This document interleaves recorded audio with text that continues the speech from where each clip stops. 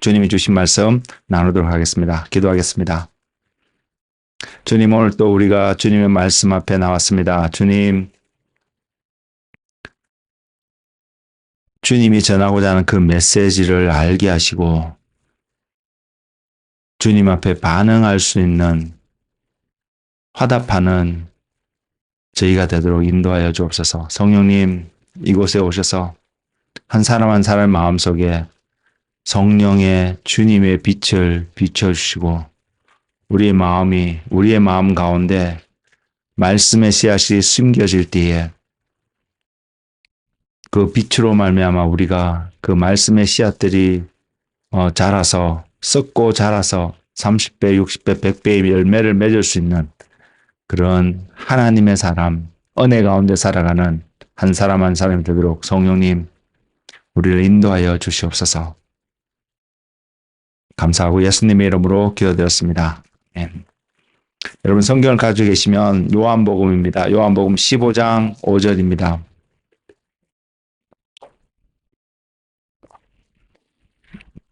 요한복음 15장 5절입니다.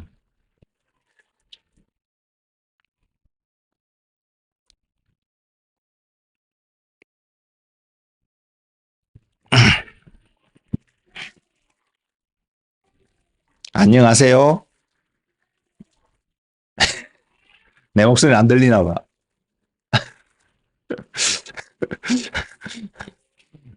요한복음 15장 5절입니다.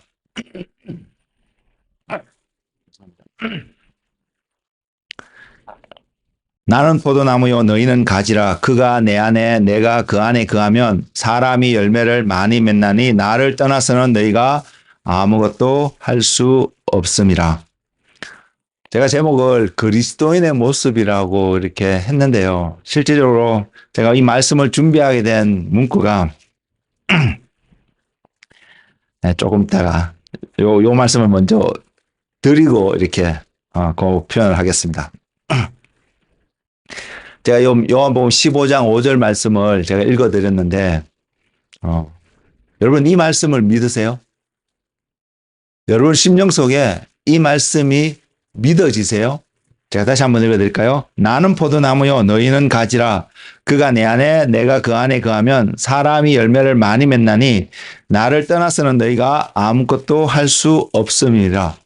여러분이 이 말씀이 안 믿어지면 모르겠습니다. 제가 어떻게 설명을 더 드려야 될지 모르겠지만 여러분이 이 말씀이 믿어지시면 어떤 영역에서 어떤 말씀이 여러분 가운데 믿어지시나요? 한 구절 말씀이지만 너무나도 소중한 진리를 우리에게 전하고 있다고 저는 생각합니다. 그리고 제 삶 속에서도 마찬가지고 여러분 삶 속에서도 이 한 구절의 말씀이 전하고 있는 주님이 정말로 전하고 전하셔서 우리의 삶 속에서 나타나기를 원하는 바로 그 말씀이 그 계획들이 온전히 여러분의 삶 속에서 저의 삶 속에서 이루어지기를 너무나 저는 소망합니다. 왜? 그것이 맞는 일이니까요. 바른 일이니까요. 그래서 제가 여러분에게 도전을 드리고 저에게도 도전이 되어지는 말씀을 준비하면서 도전이 되었던 이 말씀을 통해서 무엇을 내가 믿어야 되지? 이 말씀 속에서 어떤 부분이 믿어져야 된다고 내가 고백하는 것이 맞을까? 이렇게 생각했을 때 한 두 가지 정도가 크게는 있는데요. 한 가지 먼저 이 질문을 드리겠습니다. 나를 떠나서는 너희가 아무것도 할 수 없느니라라고 말씀하고 있습니다. 여러분 이 말씀이 믿어지세요? 주님을 떠나서는 우리가 아무것도 할 수 없다라고 선포하고 있는 하나님의 말씀이 여러분 얼마만큼 여러분 삶 속에서 믿어지고 계신가요? 이것이 오늘 제가 전하고자 하는 메시지입니다. 그리고 그리스도인의 모습이라고 이렇게 했는데 하나님이 제게 주신 던지신 질문이 이것이었습니다. 나를 떠나서 너희가 아무것도 할 수 없다라는 말씀이 기록되어져 있는데 저와 여러분의 삶을 보면 주님과 함께하는 삶이 더 많이 나타나는 사람의 삶의 모습인가요? 아니면 우리의 마음은 소원함은 있지만 그럼에도 불구하고 자연스럽게 우리 삶 속에서 맺어지는 삶의 모습은 주님과 관계없는 삶의 모습이 여러분 더 많이 나타나고 계신가요? 저는 모릅니다. 여러분이 하나님 앞에서, 저 또한 하나님 앞에서 점검하고 하나님이 뭐라고 말씀하시는지 듣고 또 그 말씀이 너무나도 합당하고 정확한 말씀이기 때문에 우리는 그 말씀에 긍정적이면 감사하게 찬양으로, 부정적이면 돌이키는 은혜가 우리 가운데 있기를 소망합니다. 아시다시피 이 말씀을 보면서 제일 먼저 떠오를 수 있는 생각은 분명히 그리스도인들은 저와 여러분 믿는 자라면 우리의 삶 속에 맺어야 되는 열매가 있음을 성경은 분명히 이야기하고 있습니다. 지금 우리의 모습을 보면서 어떠한 열매가 맺어지고 있던 관계없이 그리스도인들의 삶은 분명히 맺어야 되는 열매가 있습니다. 우리는 이것을 가볍게 생각하지 않았으면 좋겠습니다. 그래서 저와 여러분 삶 속에 어떠한 열매가 맺어지고 있는지 살펴볼 수 있는 은혜가 있기를 원하는데 그 열매는 그것이 어떠한 모습이든 정말로 아름답고 멋있게 나타나는 웅장하게 나타나는 뭐 이런 모습이든 그러나 아직은 너무나 볼품없이 초라하고 작은 어떤 모습이든 지금의 어떤 모습과 상관없이 그 모습의 그 열매의 궁극적인 모습은 주님께서 인정하시는 모습이어야 합니다. 여러분 이것을 기억하십시오. 그리스도인은 열매를 맺어야 되는데 그 열매의 모습이 어떠함과 상관없이 그 열매는 반드시 주님께서 인정하시는 열매가 되어야 된다는 사실을 우리 안에 이 진리를 놓치지 않기를 바랍니다. 그리고 또 주님은 이런 말씀하셨습니다.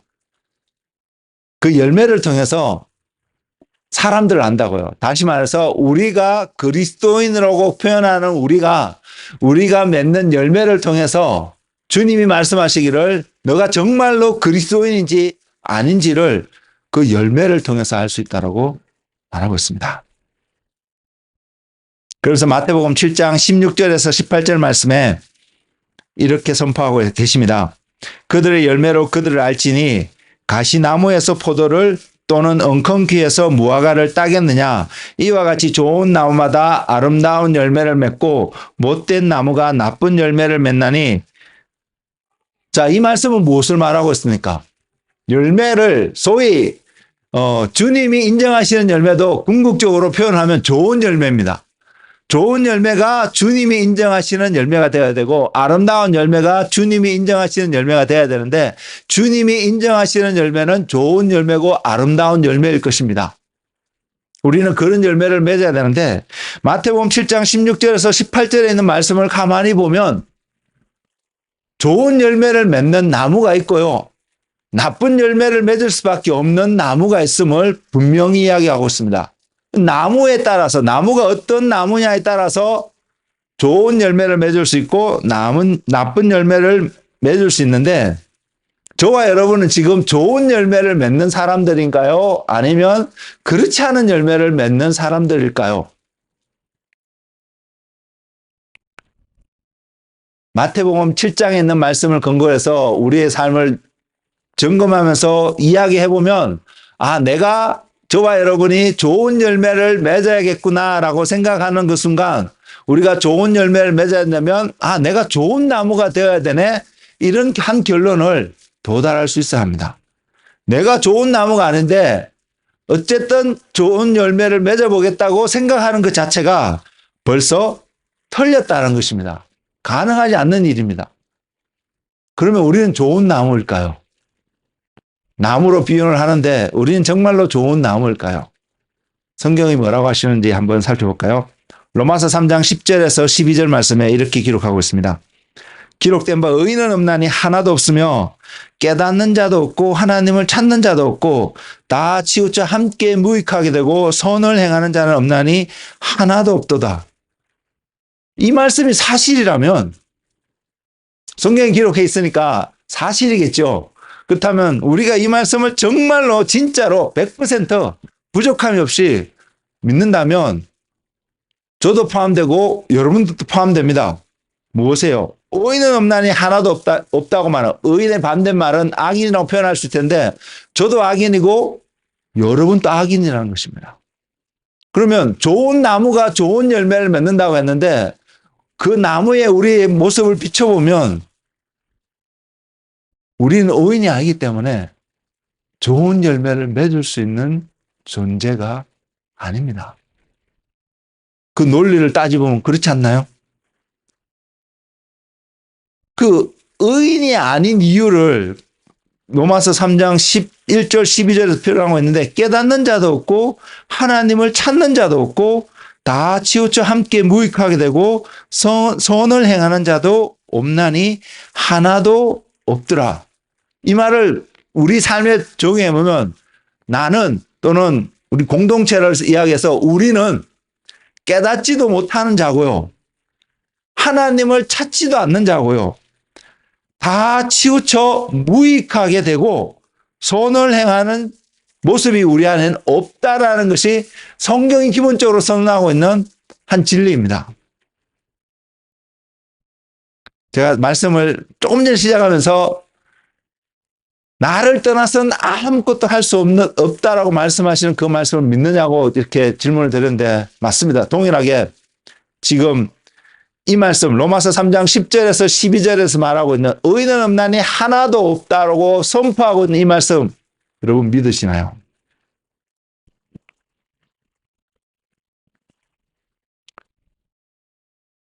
저는 믿습니다. 이게 100% 믿는 믿음인지는 저도 퀘션입니다. 근데 저를 포함해서 사람들을 보면서 우리의 생각이 우리의 마음이 이렇게 악하구나.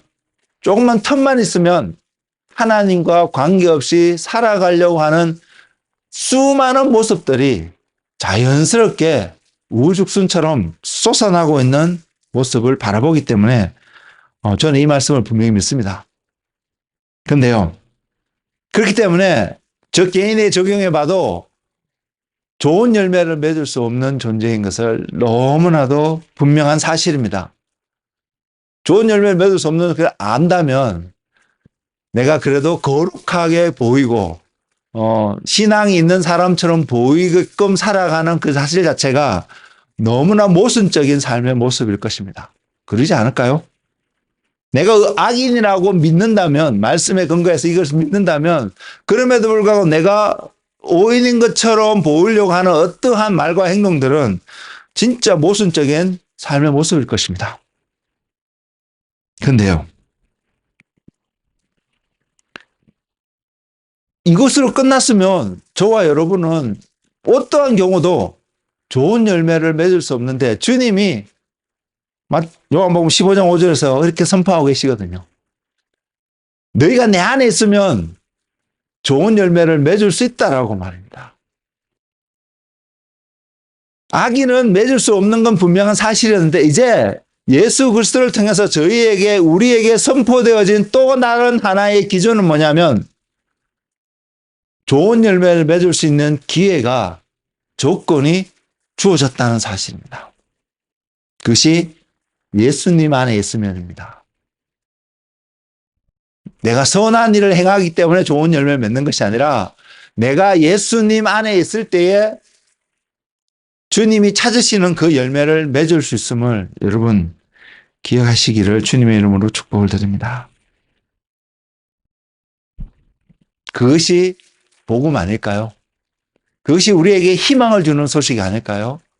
성경의 말씀을 통해서 그냥 우리가 하는 이야기가 아니고 우리의 삶 속에서 드러났던 어떤 삶의 결과로 우리가 내린 결론도 아니고 하나님의 말씀이 우리는 악인이기 때문에 절대 의로울 수 없고 좋은 열매를 맺을 수 있는 기본적으로 그런 존재가 아님을 선포하신 하나님께서 너희가 좋은 열매를 맺을 수 있는 악인에서 의인이 될 수 있는 길을 내가 하나 제수해 주겠다는 말씀이 복음 아닐까요? 여러분 우리 그 복음을 알고 있습니다. 우리는 모르는 자가 아닙니다.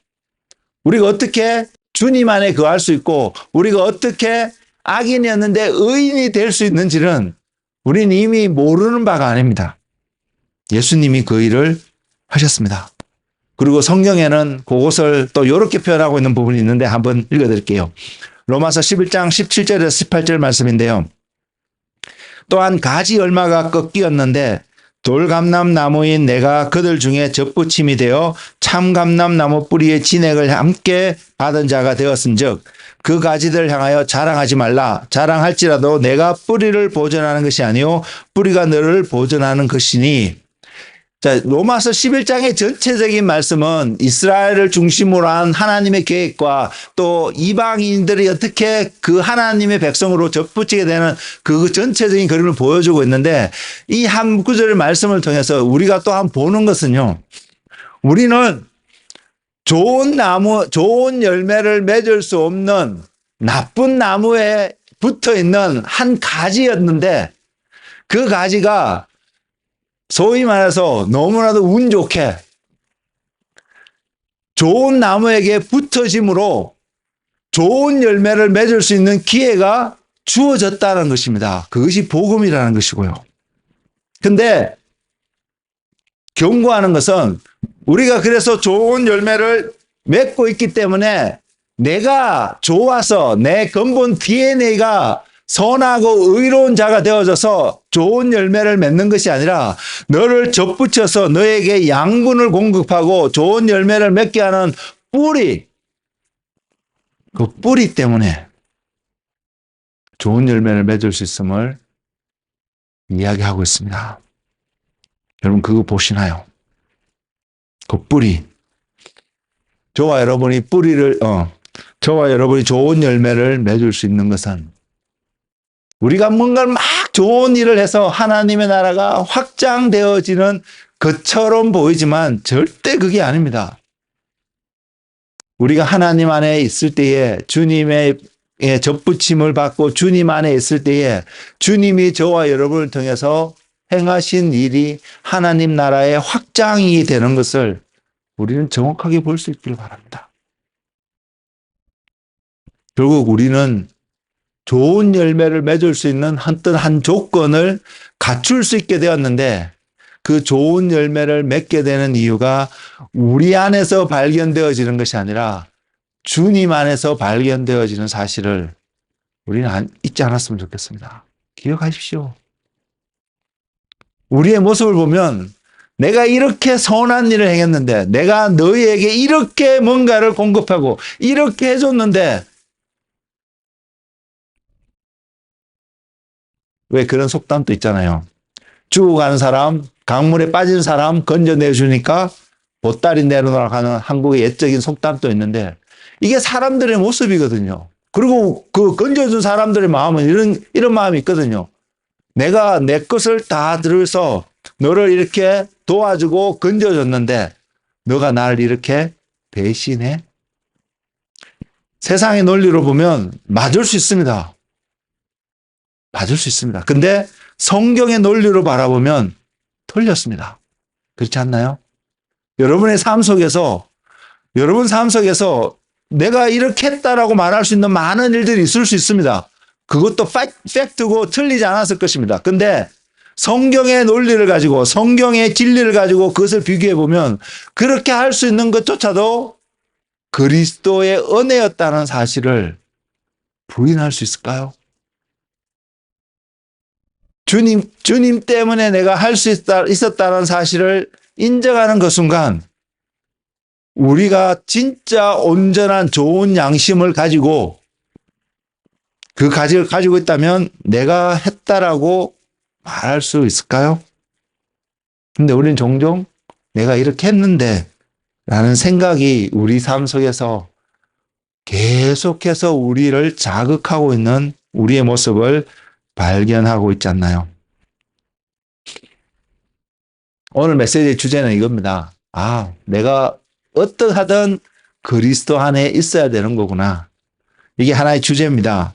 제가 여러분에게 던지는 건데 그래서 여러분 계속 생각하기를 오늘 어떤 주어진 삶을 살아가는데 이 모습이 지금 내가 그리스도 안에서 살아가고 있는 모습이냐?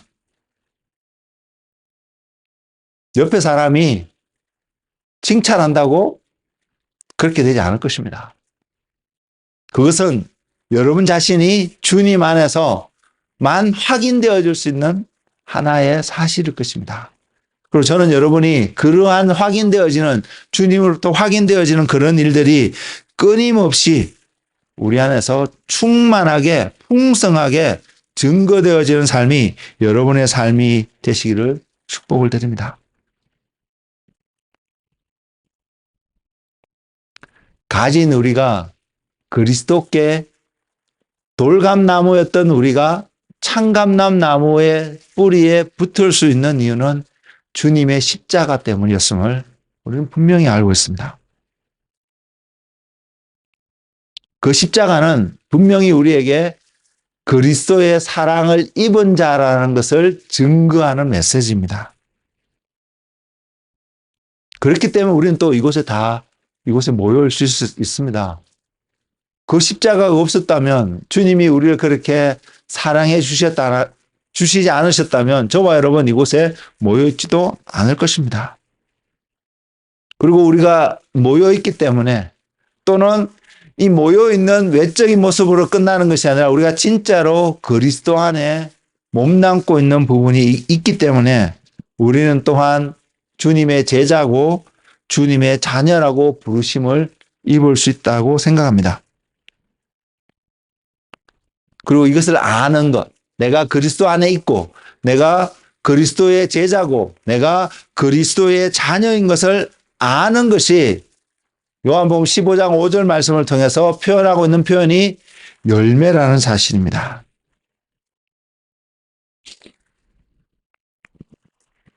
이 열매가 어떠한 열매인지를, 어떠한 열매를 맺어야 되고 이 열매가 어떻게 맺어지는지를 몇 가지를 좀 말씀을 드릴 텐데, 먼저는 사랑입니다. 사랑입니다. 아무리 사랑의 고의를 확 드는데 아무리 강조해도 지나치지 않는 게 사랑입니다. 맞잖아요. 그렇지만 이런 마음이 우리 안에 있지 않아요? 나는 저 사람을 사랑하고 싶지 않아요. 나는 누군가를 사랑하고 싶지 않은 마음이 생길 수 있지만, 그런 마음이 있더라도 다른 사람은 나를 사랑해 줬으면 하는 마음은 우리 안에 늘 있지 않나요? 그걸 볼 때 사랑은 정말로 중요하고, 사랑을 주는 자가 됐든 사랑을 받는 자가 됐든 사랑이 계속해서 나타나야 되는 것을 분명한 사실입니다.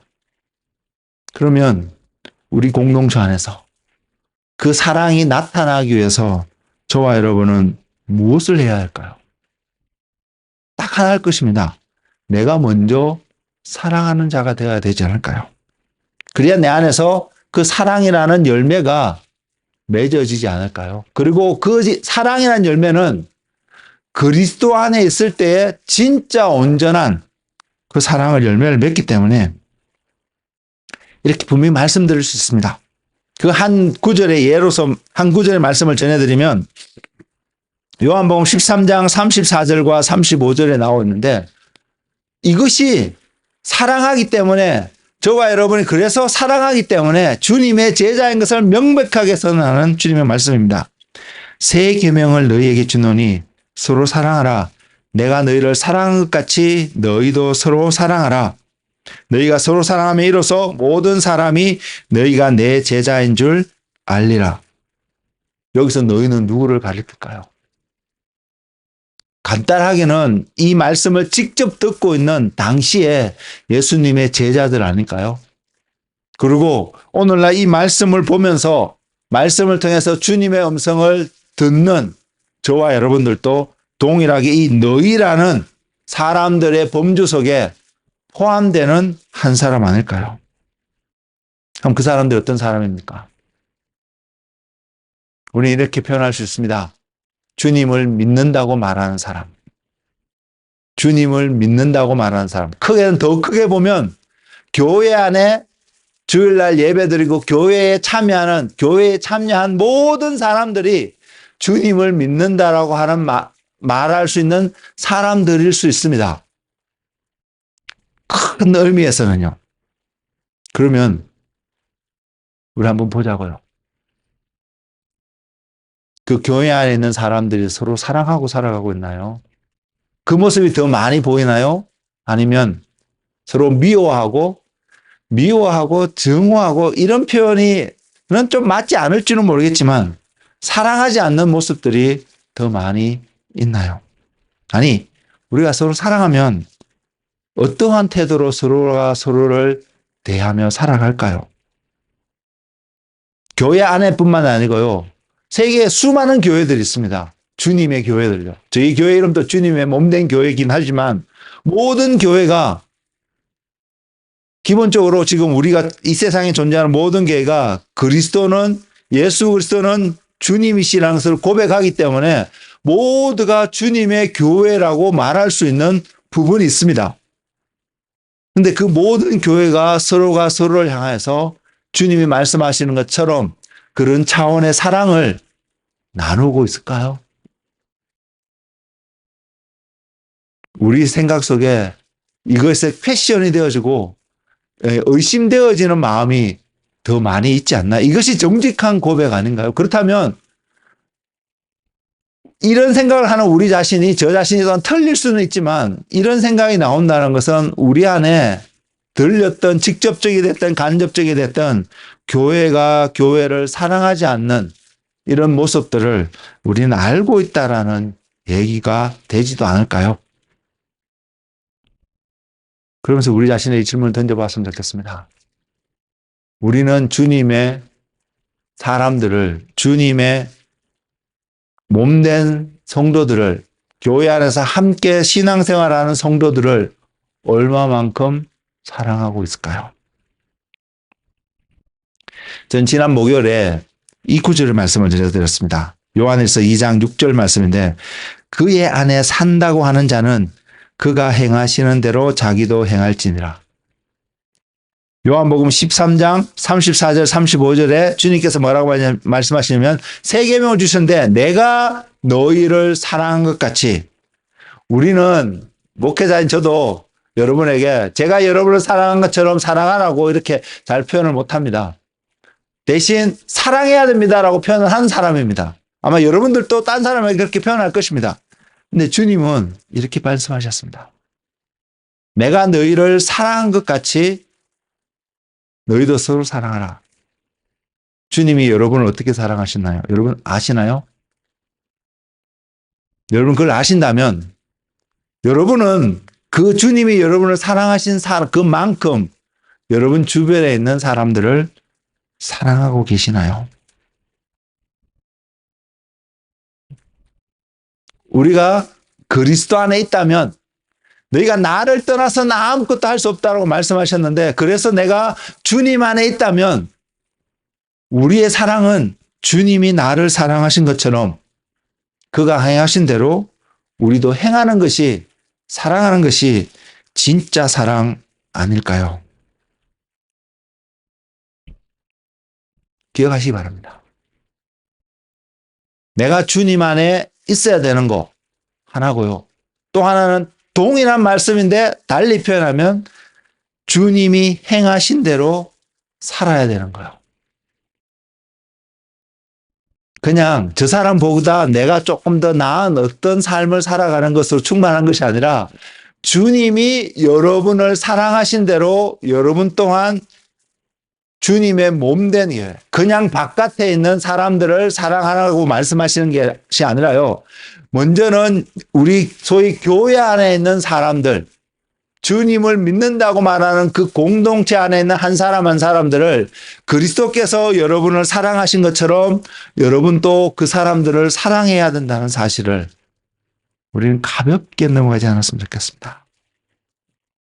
그래서 제가 여러분에게 숙제를 하나 드릴 텐데요. 그것이 뭐냐면 에베소서 5장과 6장을 지속적으로 읽고 묵상하고 살펴보시기 바랍니다. 거기엔 세 부류의 사람들이 나옵니다. 하나는 남편과 아내의 관계를 이야기하고 있고요. 또 한 부류는요, 부모와 자녀의 관계를 이야기하고 있습니다. 또 하나의 부류는 주인과 종의 관계를 이야기하고 있습니다. 다른 부분들 많이 있는데 크게 이 세 가지 부분, 이 세 가지 영역 우리 모두가 포함되거든요. 현대사에서도 마찬가지입니다.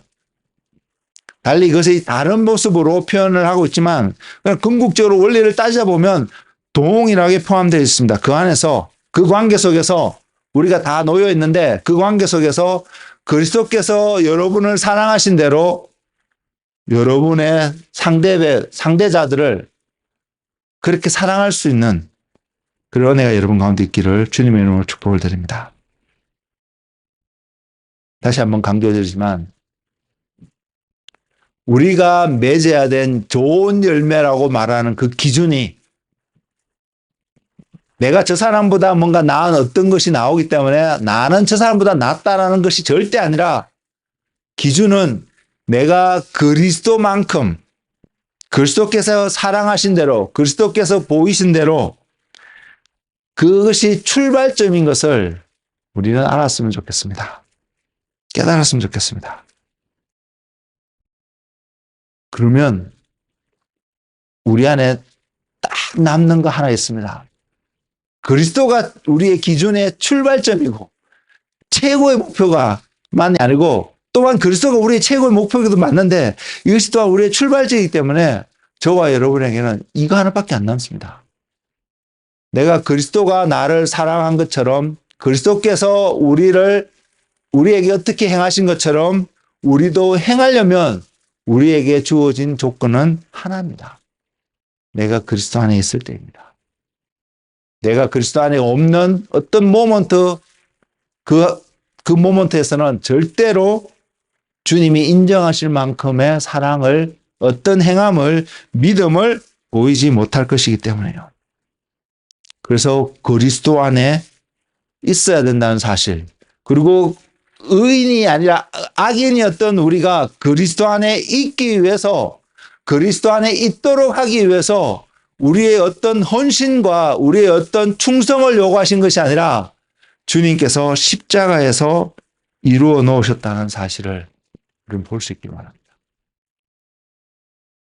그래서 내가 그리스도 안에 있지 않는 나 자신을 발견하면 머리를 쥐어뜯고 나는 왜 그러지 못하려 이렇게 생각할 것이 아니라, 물론 이런 표현들도 때로는 필요할 부분이 있겠지만 이렇게 해서 우리 자신을 점검하는 것이 아니라 주님의 십자가 앞으로 나아가서 그 십자가가 저와 여러분에게 던지는 메시지에 우리 자신을 드릴 때에 머리를 쥐어뜯어서 내가 다시 그리스도 안에 들어가는 것이 아니라 머리를 쥐어뜯지 않더라도 십자가 앞에 나아갈 때에 우리는 자연스럽게 그리스도 안에 살아가는 자로 바뀌어져 갈 것입니다.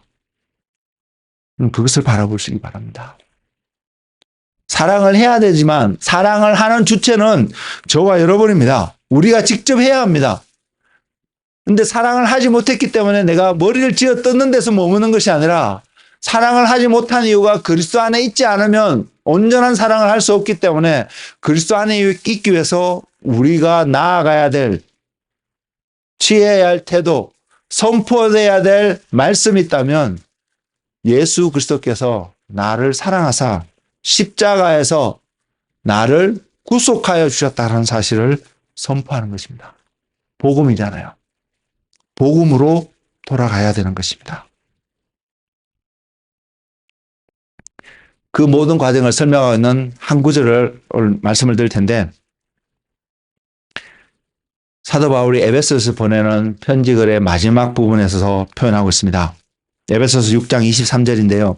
아버지 하나님과 주 예수 그리스도께로부터 평안과 믿음을 겸한 사랑이 형제들에게 있을지어다. 우리에게 사랑이 있는데 어떤 사랑요? 평안과 믿음을 겸한 사랑이 우리에게 있어야 된다고 이야기하고 있습니다. 이 말은 우리에게 무엇을 듣냐면 믿음과 사랑이 분리되어져서 우리 삶 속에서 증거되을 수 없다는 사실입니다. 여러분이 사랑이라는 것으로 충만해 있으면 여러분 안에 믿음이 나타날 수밖에 없고요. 여러분 안에 믿음이 생기면 생길수록 그 믿음은 여러분으로 하여금 사랑이 있는 존재로 변화시켜 갈 것이기 때문입니다. 그래서 내 안에 믿음이 없다고 생각되어지면 내가 사랑이 없구나 라고 생각할 수 있는 은혜도 여러분 구할 수 있는 자가 되었으면 좋겠습니다. 지혜로운 자가 되었으면 좋겠습니다. 또한 오늘 우리 찬양 가운데도 그런 찬양이 있었지만 평강입니다. 평강은 믿음과 사랑 없이는 하나님 안에 없으면 진짜 평강은 누릴 수 없다는 것을 분명히 이야기하고 있습니다. 그래서 에베소서 6장에 하나님 전신갑주 이야기가 나오잖아요. 기가 막히게 주님께서 우리에게 설명하고 있는 한 부분이 에베소서 6장 15절에 있는 말씀인데, 평안의 복음이 준비한 것으로 신을 신고, 복음은 우리에게 분명히 평강을 가져다 줍니다.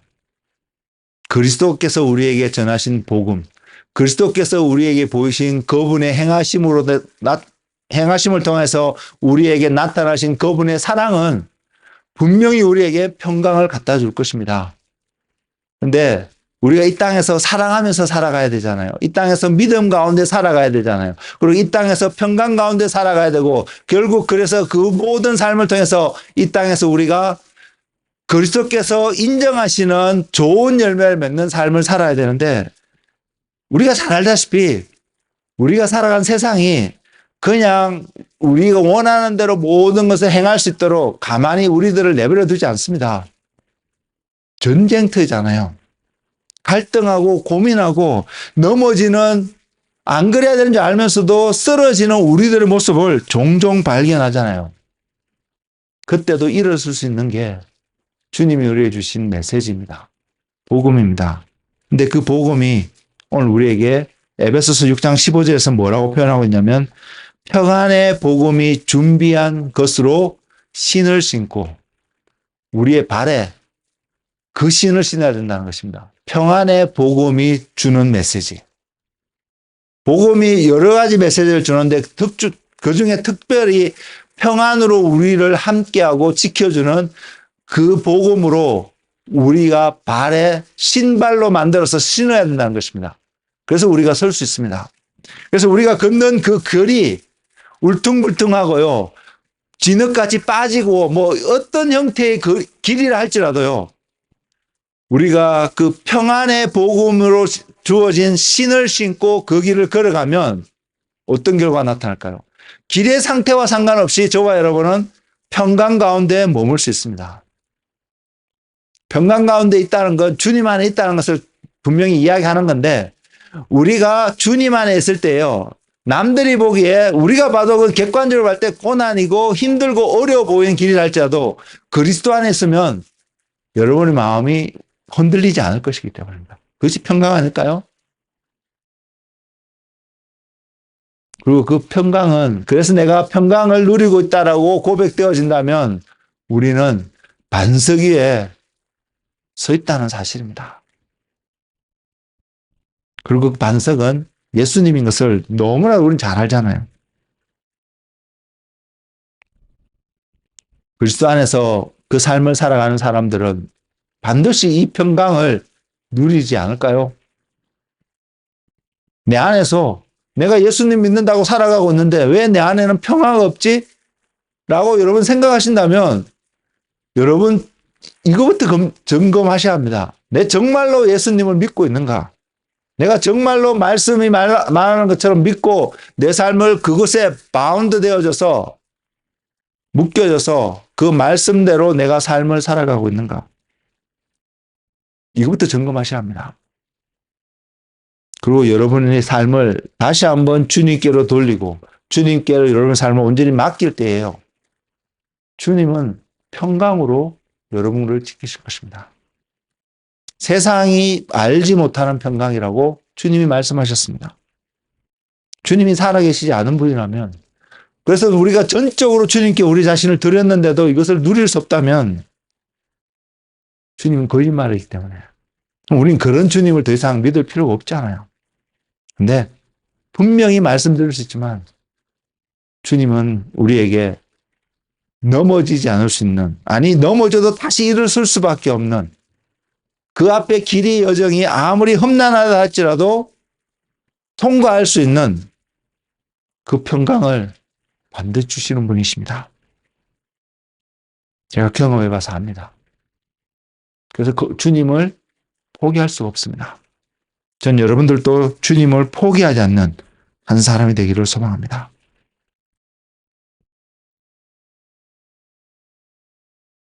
우리는 이런 열매를 맺어야 합니다. 평강의 열매, 사랑의 열매, 믿음의 열매, 이런 형태의 열매들을 맺어야 합니다. 그런 것이 우리 삶 속에 풍성할 때에 우리는 정말로 승리하는 사람이 될 것입니다. 이기는 자가 될 것입니다. 이것을 성취하는 거예요. 실제로 행하는 자는 저와 여러분입니다. 우리가 가만히 앉아 있는데 하나님께서 믿음을 주셔서 사랑을 주셔서 어떤 사람을 사랑하고 믿음으로 어떤 상황을 통과하게끔 하지 않습니다. 우리가 한 발자국 먼저 나갈 때입니다. 손을 내밀고요. 우리에 있는 어떤 것으로 드려질 때에 우리는 그것이 믿음의 모습으로 나타날 수도 있고요. 그것이 사랑의 모습으로 나타날 수도 있고요. 우리 안에 평강이 있기 때문에 또한 그것을 어렵고 힘들다고 하지만 내가 주님이 나의 공급자고 주님이 나를 지키신다는 걸 알기 때문에 내 안에 있는 부족하게 보이는 어떤 것도 또한 끄집어내서 다른 사람 앞에 나눠줄 수 있습니다. 그 행하는 주체는 우리라는 사실입니다. 행하지 않고 전혀 그 일이 일어날 거라고 기대하면 우리는 어리석은 자입니다. 근데 그 행하는 자체가 우리이기 때문에 우리는 또한 어떤 어리석음에 빠지냐면 내가 했잖아 이런 생각을 가지거든요. 그런데 말씀을 시작하면서 나눠 드렸던 것처럼 주님 안에 있지 않으면 할 수 없는 삶이기 때문에요. 우리가 행할 수 있는 것은 이렇게 할 수 있었던 이유는 내가 주님 안에 있었기 때문에 행할 수 있었다는 사실요. 그래서 그것을 지혜로워서 깨닫는 자는요, 내가 행했구나가 아니라 주님이 하셨습니다. 주님 때문에 내가 할 수 있었습니다.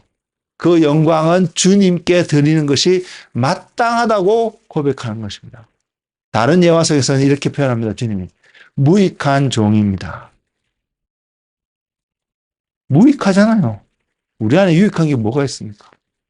그 무익한 우리들을 주님이 사랑하셔서 십자가를 통해서 좋은 열매, 달콤한 맛있는 열매를 맺을 수 있는 나무의 가지로 우리를 바꾸셨는데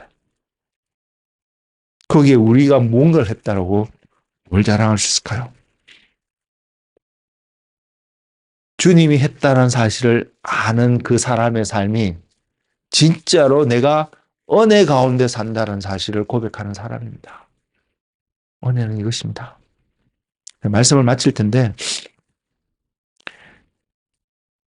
이 한 글을 읽어드리면서 말씀을 요약하고자 합니다. 마무리하고자 합니다.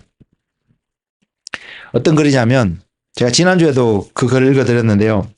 릭 조엘 목사님의 그 책 중에 영광스러운 교회에 보내는 메시지 가장 마지막 부분에 소개하고 있는 한 글입니다. 한 문장이 아니라 조금 길긴 한데요. 제가 읽어드리겠습니다. 이야기입니다. 내가 들은 것 중에 하나님의 은혜를 가장 잘 보여주는 이야기는 내 친구 중 한 사람인 밥 존스의 예언적인 체험에서 나온 것입니다. 그 체험에서 그는 다른 세계로 끌어올려져 주님을 만나게 되었다. 놀랍게도 주님은 그를 야구 경기장으로 데리고 가셨다. 거기에서 주님의 팀과 사탄의 팀이 경기를 하고 있었다. 점수는 동점이었고 9회 말 투아웃이었으며 주님의 팀이 공격할 차례였다. 한 타자가 타석에 들어섰는데 그의 이름은 사랑이었다.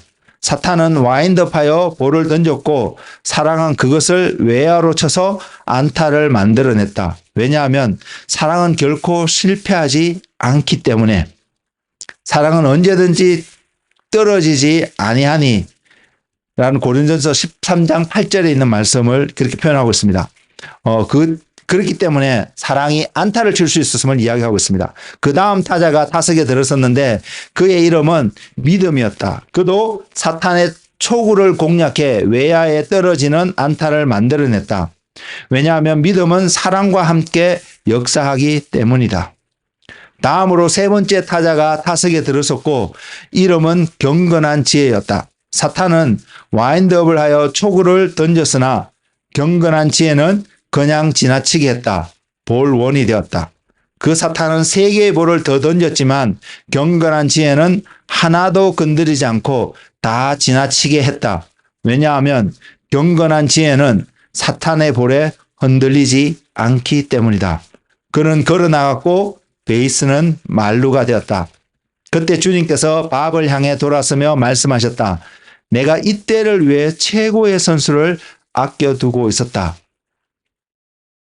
어떤 선수일까요? 제가 계속 읽어드리겠습니다.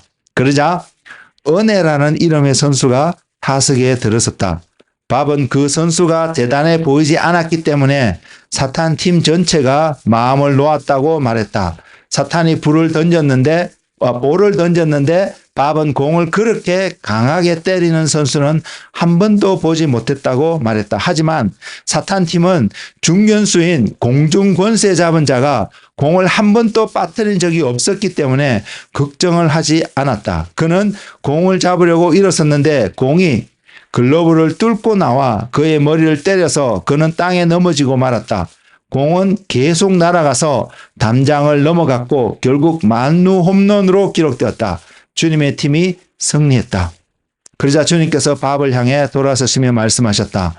너는 사랑과 믿음 그리고 경건한 지혜가 왜 안타를 칠 수는 있지만 게임을 완전히 끝내버릴 수 없는지 그 이유를 아느냐? 여러분 이해가 되세요? 그 이유를 여러분 좀 아실 것 같으세요? 마무리 부분을 읽어드릴게요. 만약 너의 사랑과 너의 믿음 혹은 너의 지혜가 단독으로 너에게 승리를 안겨줄 수 있다면 너는 내가 잘해서 이겼다고 생각할 것이다. 너의 사랑과 너의 믿음 그리고 너의 지혜는 어느 정도까지는 너를 데려갈 수 있다. 하지만 너를 홈으로 불러들이는 것은 바로 나의 은혜인 것이다. 여러분 이야기가 전하는 것이 무엇인지 좀 느껴지시나요? 우리는 사랑해야 합니다. 우리 믿음을 표현해야 하고요. 여기서 말하는 것처럼 이 예화 속에서 표현하고 있는 것처럼 우리는 지혜롭게 비둘기같이 순결하고 뱀같이 지혜로워라고 주님이 말씀하신 것처럼 우리는 지혜롭게 행동을 해야 합니다. 그 행동의 주체는 저와 여러분입니다.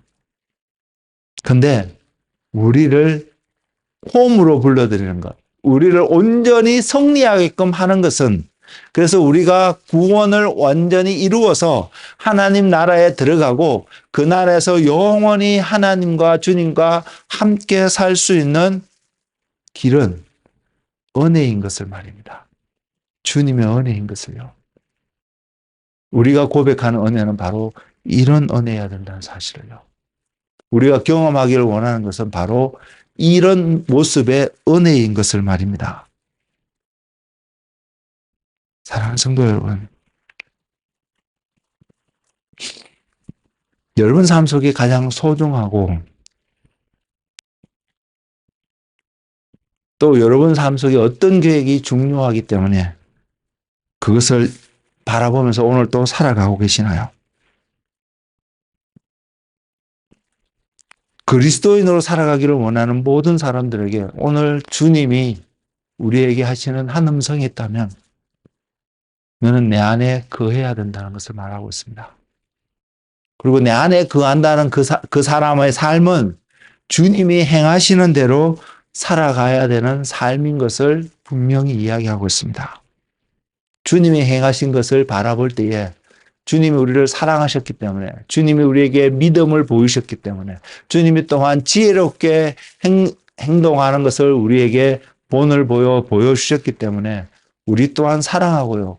우리 또한 지혜롭게 행하고 우리 또한 믿음으로 오늘 주어진 하루하루를 살아가야 됩니다.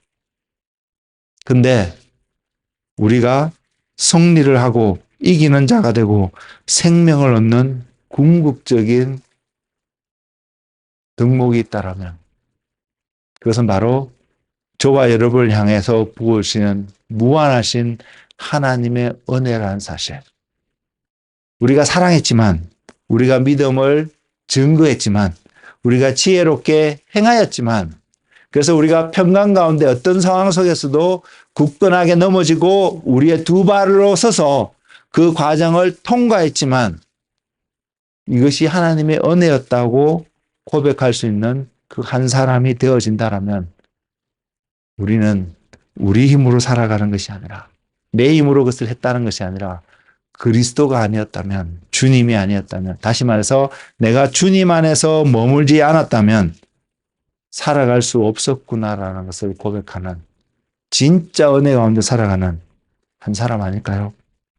저는 여러분 모두가 이 하나님의 은혜 때문에 오늘 또 주님 앞에 자신의 삶을 드릴 수 있는 헌신과 결단과 순종하는 한 분 한 분 되시기를 예수님의 이름으로 축복을 드립니다.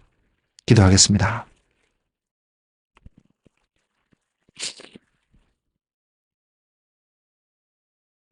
모든 것이 주님의 은혜였음을 부인할 수 없는 삶이 되도록 주님 인도하여 주옵소서. 너희가 내 안에 거하지 않으면 아무것도 맺을 수 없다고 말씀하신 주님. 맺기 위해서 또는 맺어지는 열매가 사랑이어야 되고 믿음이어야 되고 지혜로워야 되고 평강이어야 되고 이런 모든 것들이었지만 이것을 맺기 위해서는 우리가 주님 안에 거하지 않으면 맺을 수 없음을 보이신 주님. 그래서 우리가 맺게 되지만 결국 맺는 것은, 우리가 생명을 가지고 살아갈 수 있는 것은 우리를 보존하시는 예수 그리스도는 그 바로 당신의 뿌리임을 기억하고 깨닫는 그 은혜. 주님, 그 은혜 가운데 살아가는 한 분 한 분 되게 하여 주시옵소서. 그래서 은혜 때문에, 주님의 은혜 때문에, 주님의 은혜를 사모하고 나올 뿐만 아니라 주님의 은혜 때문에 주님께 감사와 찬송을 드리는 주님의 자녀 되게 하옵소서. 예수님 이름으로 기도드렸습니다. 아멘.